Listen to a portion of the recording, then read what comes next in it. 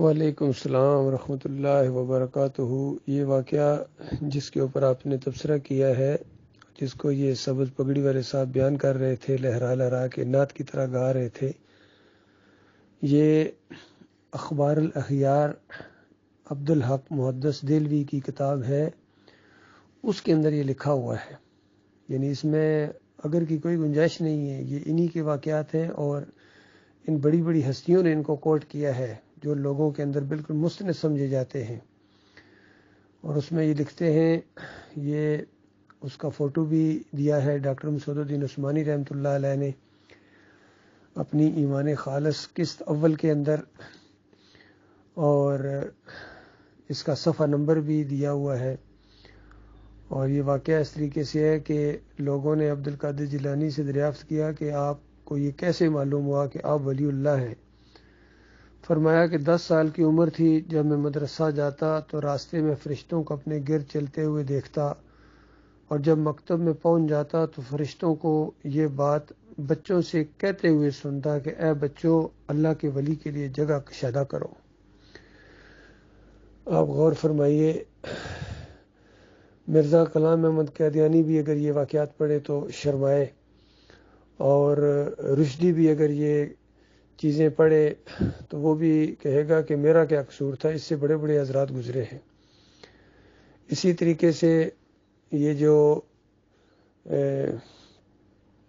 منکرین حدیث ہے، کیا نام اس کا، ڈاکٹر پرویز اور یہ دوسرے، یہ سارے بھی ان واقعات کو پڑھنے کے بعد جو ہے غامدی، جاوید غامدی، اس کا میں نے بیان سنا ہے کہ وہ کہتا ہے کہ مرزا غلام احمد قادیانی کو بھی کافر نہ کہو، اور وجہ یہ ہے کہ اس نے جو دعویٰ کیا ہے کہ میرے اوپر یہ وحی آتی ہے نبوت کا، اس سے بڑے بڑے دعوے موجود ہیں عبدالقادر جیلانی، محی الدین چشتی، علی اجویری کے، تو جب ان کو کافر نہیں کہا گیا ہے تو اس کو کافر کیوں کہہ رہے ہو؟ تو گویا یہ دلیل دے رہا ہے، اس کو بچانے کے لیے اندازہ لگائیے۔ اور ڈاکٹر مسعود الدین عثمانی رحمۃ اللہ علیہ کا موقف یہ ہے کہ جب ایک آیت کی وجہ سے مرزا غلام احمد قادیانی کو کافر کہا گیا اور بالکل درست کہا گیا ہے، تو اس سے زیادہ ہزاروں آیتوں کے انکاری یہ صوفی عبدالقادر جیلانی، محی الدین چشتی، علی اجویری، مجدد الفسانی، شاہ ولی اللہ کا پورا خاندان، اور یہ اعلیٰ حضرت اور یہ سارے علماء دیوبند کتنی آیتوں کے انکاری ہیں، تو آخر یہ کافر کیوں نہیں ہے؟ تو اس انداز سے ڈاکٹر عثمانی رحمۃ اللہ علیہ نے ان کی گرفت کی ہے۔ اس کے اور واقعات بھی ہیں اسی کتاب کے اندر عبدالقادر جیلانی کے، وہ بھی ذرا سنیے۔ اخبار الاخیار کے اندر جو فارسی میں یہ کتاب ہے اور اس کا ترجمہ کیا ہے بے شمار لوگوں نے، اور عبدالحق محدث دہلوی نے اس کو نقل کیا ہے، کہتے ہیں کہ روایت ہے کہ آپ پیدائش کے بعد رمضان کے مہینے میں دن کے وقت اپنی والدہ کا دودھ نہیں پیتے تھے۔ غور فرمائیے ذرا، یعنی پیدائش کے ساتھ ہی جب رمضان آتا تھا تو عبدالقادر جیلانی دودھ نہیں پیتے تھے، یہ روزے سے ہوتے تھے، حتیٰ کہ سب میں یہ مشہور ہو گیا کہ بعض اشراف کے گھر میں ایک بچہ پیدا ہوا ہے جو رمضان کے وقت دن میں دودھ نہیں پیتا ہے۔ تو آپ غور کرو اللہ کے بندو، کس طرح ہمارے دماغوں کے اندر یہ چیز ڈال دی گئی تھی۔ اور وہ بڑا مشہور واقعہ جو پہلی دوسری کی کتابوں میں بھی سچائی کی برکت اور سچی کہانی کے نام سے وہ مشہور ہے کہ عبدالقادر جیلانی بچہ سا تھا تو اس کی ماں نے اس کو کہا بیٹا جھوٹ نہیں بولنا ہے، اور یہ کچھ درم دینار ہے اس کے کپڑوں کے ساتھ سلائی کر دیے، اور وہ کسی جگہ جا رہے تھے علم حاصل کرنے کے لیے، تو راستے میں ڈاکوؤں نے حملہ کیا، سب کا مال لوٹا، اور ایک ایک سے پوچھ رہے تھے بتا تیرے پاس کیا ہے؟ تو عبدالقادر جیلانی سے جب پوچھا تو اس نے کہا کہ میرے پاس اتنے دینار ہیں۔ وہ چور جو ڈاکو تھا وہ ناراض بھی ہوا کہ یہ جھوٹ بولتا ہے بچہ، وہ اپنے سردار کے پاس لے گیا کہ یہ اتنا بچہ جھوٹا ہے، کہتا ہے میرے پاس اتنے، ہم نے تلاشی لی ہے کو نہیں اس کے پاس۔ سردار نے کہا ہاں لڑکے بتا کتنے تیرے پاس؟ اس نے کہا میرے پاس اتنے دینار ہیں۔ کہاں ہیں؟ تو اندر سے نیچے سے پانچے کے نیچے سے اس نے وہ جو سلائی کیے ہوئے تھے اندر وہ نکال کے اس کے دے دیے، اور کہا کہ دیکھو سردار نے، ڈاکوں کے سردار نے کہا کہ اگر تو نہ بتاتا تو ہمیں تو پتہ بھی نہیں چلنا، تو نے کیوں خود اپنا راز فاش کر دیا؟ تو اس نے کہا نہیں میری ماں نے کہا تھا جھوٹ نہیں بولنا ہے۔ اس واقعے کا اتنا اثر سردار کے اور سارے ڈاکوؤں نے توبہ کر لی۔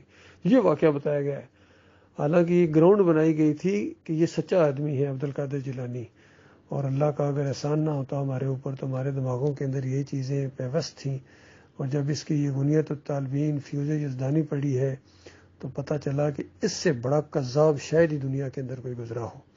تو یہ دو واقعات آپ نے سنے ہیں۔ اس کے بعد ان کا جو ایک اور واقعہ ہے جو محدث عبدالحق محدث دہلوی بیان کرتے ہیں کہ کہتے ہیں مشائخ سے منقول ہے کہ شیخ عبد القادر جیلانی جب وعظ کے لیے ممبر پر بیٹھ کر الحمدللہ کہتے تو روئے زمین کا ہر غائب اور حاضر ولی خاموش ہو جاتا۔ اسی وجہ سے آپ یہ کلمہ مکرر یعنی 2 مرتبہ کہتے، اس کے درمیان کچھ سکوت فرماتے، بس اولیاء اور ملائکہ کا آپ کی مجلس میں ہجوم ہو جاتا۔ جتنے لوگ آپ کی مجلس میں نظر آتے ان سے کہیں زیادہ ایسے حاضرین ہوتے جو نظر نہیں آتے تھے۔ اندازہ لگائیے وہ کیا بلا تھا، وہ کیا انہوں نے کس انداز سے یہ اس کی پوجا انہوں نے کی ہے، کتنا بڑھایا چڑھایا۔ یعنی یہودی بھی اتنا نہیں بڑھا چڑھا سکے اپنے انبیاء کو جتنا انہوں نے اس نقلی اولیاء اللہ کو بڑھایا چڑھایا ہے۔ حالانکہ اولیاء اللہ بڑی سادہ سی بات ہے۔ اولیاء اللہ وہ ہوتا ہے الذین آمنوا وکانوا یتقون، جو بھی اللہ کو مانتا ہے، اللہ کے اوپر ایمان رکھتا ہے اور اللہ سے ڈر کر زندگی بسر کرتا ہے، وہ ولی اللہ ہے، اللہ کا دوست ہے۔ بس سادہ سی بات ہے، اس میں کون سی ایسی بات ہے کہ یہ بات سمجھ میں نہ آئے؟ تو ظاہری بات ہے یا تو اللہ کے دوست ہیں کچھ لوگ یا اللہ کے دشمن ہیں۔ تو جو ایمان نہیں لاتے ہیں وہ اللہ کے دشمن ہیں۔ کل قیامت کے دن سارے جن کو یہ پوجے پاٹ کر رہے ہیں، جن نیک لوگوں کی اگر بندگی کر رہے ہیں جو لوگ یعنی، تو ان کی عبادت کا انکار کر دیں گے، ان کے دشمن بن جائیں گے، ان کو کافر کہہ دیں گے۔ یہ اصل میں اولیاء اللہ کے دشمن ہیں، چادریں چڑھانے والے، عرس اور میلے کرنے والے، یا علی مدد کے نعرے لگانے والے، یا غوث مدد کے نعرے لگانے والے، یہ صحیح معنوں میں اولیاء اللہ کے دشمن ہیں۔ اور باقی رہے یہ صوفی، یہ تو اللہ کو مانتے ہی نہیں تھے، ان کو اولیاء اللہ کی صف میں کھڑا کرنا بڑی مشکل بات ہے۔ یہ تو کوئی اللہ کے برابر کوئی منصب ہوتا اگر تو یہ اس کے لیے، کیونکہ انہوں نے خدائی کے دعوے کیے ہیں۔ تو اس انداز سے بے شمار ان کے حوالے ہیں۔ عبد القادر جیلانی اپنی صفات سے پردہ اٹھاتے ہیں، اندازہ لگے خود اپنے بارے میں جو کچھ کہتے ہیں اگر وہ سنیں تو آپ کی عقلیں حیران رہ جائے۔ کہتے ہیں کہ اے شب بیدارو، اے پہاڑوں پر بیٹھنے والو، اللہ کرے تمہاری پہاڑ بیٹھ جائیں۔ اے خانگاہ نشینو، اللہ کرے تمہاری خانگاہ زمین دوز ہو جائیں۔ حکم خداوندی کے سامنے آؤ، میرا حکم اللہ کی طرف سے ہے۔ اور اے رہروان منزل، اے ابدال، اے اقتاب اوتار، اے پلوانو، اے جوانو، آؤ اور دریائے پیکروں سے فیض حاصل کر لو۔ عزت پروردگار کی قسم، تمام نیک و بخت اور بدبخت میرے سامنے پیش کیے گئے، اور میری نظر لوح محفوظ میں ہے، جمی ہوئی ہے۔ میں دریائے علم کا مشاہدہ الہی کا غوطہ خور ہوں۔ میں تم سب پر اللہ کی حجت، رسول کا نائب اور اس کا دنیا میں وارث ہوں۔ اندازہ لگائی۔ پھر فرمایا انسانوں کے بھی پیر اور جنات اور فرشتوں کے بھی، لیکن میں تمام پیروں کا پیر ہوں۔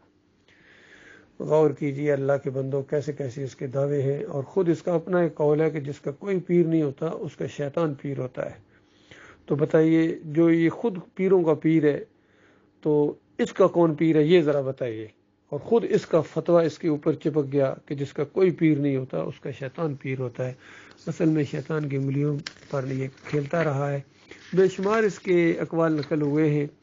اب آخر میں جو ڈاکٹر مسعود الدین عثمانی رحمۃ اللہ علیہ نے اس کے اوپر تبصرہ کیا ہے وہ جو ہے نا وہ سننے کے لائق ہے اور بہت ہی زیادہ زبردست ہے۔ اس طرح صوفیوں کے قصے بیان کر کے ڈاکٹر صاحب لکھتے ہیں کہ بہرحال ہر قصہ میں ایک ہی رنگینی اور ہر ساز میں ایک ہی آواز ہے۔ اب بھی اگر کسی کا کہنا یہ ہے کہ شریعت و طریقت دونوں ایک ہیں تو عقل و خرد کے ماتم کے علاوہ کیا کیا جا سکتا ہے؟ ہر چیز سامنے ہے اور پکار پکار کر کہہ رہی ہے کہ شریعت کا حق طریقت کا باطل ہے، اس کا حرام اس کا حلال ہے۔ ان دونوں میں زمین اور آسمان کا فرق ہے، اور یہ دو ایسے کنارے ہیں کہ ایک دوسرے سے کبھی مل نہیں سکتے ہیں۔ ایک کی زندگی دوسرے کی موت ہے۔ اندازہ لگائیے، ایک کی زندگی دوسرے کی موت ہے۔ صوفیوں کی باتیں مانو گے تو اس کے بعد دین اسلام ختم نظر آئے گا، اور دین اسلام کی بات مانو گے یعنی قرآن کی اور حدیث کی بات مانو گے تو یہ سارے صوفی کافر اور مشرک نظر آئیں گے آپ کو۔ اللہ کے بندوں کسی کے اندر آج جرت نہیں ہے ان کے ساتھ مقابلہ کرے. ڈاکٹر اسرار جیسا آدمی ان صوفیوں کے گیت گاتا رہا, انہی کے موقف کو درست ثابت کرتا رہا. مودودی جیسا آدمی اور یہ اعلیٰ حضرت اور خادم حسین رضوی اور سارے اہل حدیث اور جتنے بڑے بڑے ہیں کتنے ہیں, سب نے حالانکہ ان کی کتابیں پڑھی ہوئی تھیں, کشف المحجوب پڑھی ہوئی تھی انہوں نے, یہ ساری ان کی کتابیں, لیکن کسی کی ہمت نہیں ہوئی ہے اس دور کے اندر سوائے ڈاکٹر مسعود الدین عثمانی رحمۃ اللہ علیہ کے. اس اللہ کے بندے نے ان کی آنکھوں میں آنکھیں ڈالی ہیں اور طاغوت ان کو کہا ہے اور بالکل للکار کر کہا ہے کہ ان کو جب تک کافر نہیں کہو گے, مشرک نہیں کہو گے, تم مسلمان کہلا ہی نہیں سکتے ہو. نہ تمہارے اوپر روزے ہیں, نہ تمہارے اوپر صلات ہے, اور نہ ہی کوئی اور تمہارا جو کام ہے وہ درست ثابت ہو سکتا ہے. یہ جو کہتے ہیں کہ مسلمان اکٹھے ہو جاؤ, مسلمان اکٹھے ہو جاؤ, اس کے اوپر بھی ڈاکٹر صاحب نے بڑی زبردست تحریر لکھی ہے. یہ 123 نمبر صفحہ کے اوپر ایمان خالص قسط اول کے اوپر ڈاکٹر صاحب لکھتے ہیں کہ آج ہر طرف سے یہی آوازیں آ رہی ہیں کہ مسلمانوں کو جمع کرو, مسلمانوں کو جمع کرو. سوال یہ ہے کہ آخر ان کو کس چیز پر جمع کیا جائے؟ اگر موجودہ دین جو اتحادی دین ہے یعنی صوفیانہ, تو اس اجتماع سے فائدہ اللہ تعالیٰ کی رحمت کبھی اس کی طرف متوجہ نہ ہوگی, بلکہ ہر آن اس پر عذاب کے ڈھونگرے برستے رہیں گے. کتنی سچی بات اس اللہ کے بندے نے لکھی ہے کہ ہر آن اس پر اللہ کے عذاب کے ڈھونگرے برس رہیں گے. بتاؤ آج مسلمانوں کے اوپر کس طرح سب سے زیادہ عذاب تو بغداد کے اوپر آیا تھا, پہلے ہلاکو خان کے ذریعے اور پھر یہ ان عیسائیوں کے ذریعے, یہ جو امریکیوں کے ذریعے کس طرح بمباری کی گئی ان کے اوپر.